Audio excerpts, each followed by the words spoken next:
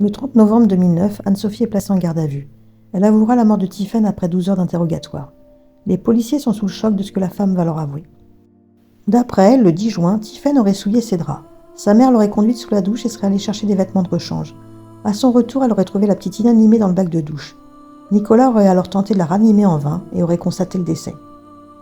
Le couple se met d'accord pour que Nicolas aille enterrer le corps parce qu'ils ont peur de perdre la garde de leurs autres enfants. Anne-Sophie soutient donc que la thèse est une mort accidentelle. Nicolas est à son tour interrogé, il craque et ses aveux sont terribles.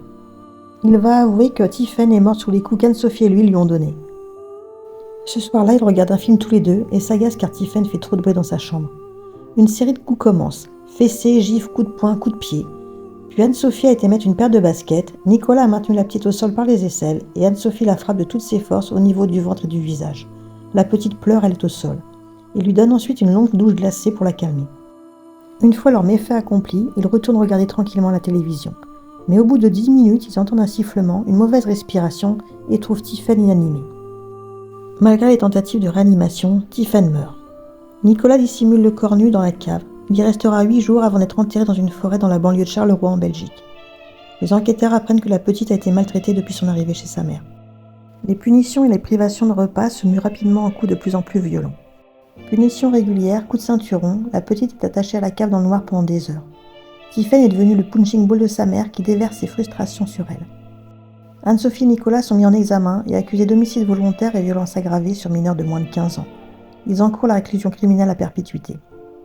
Sur les indications de Nicolas, la dépouille de Tiffen est retrouvée. Elle a été enterrée à même la terre comme un animal, sans aucun respect pour son petit corps meurtri.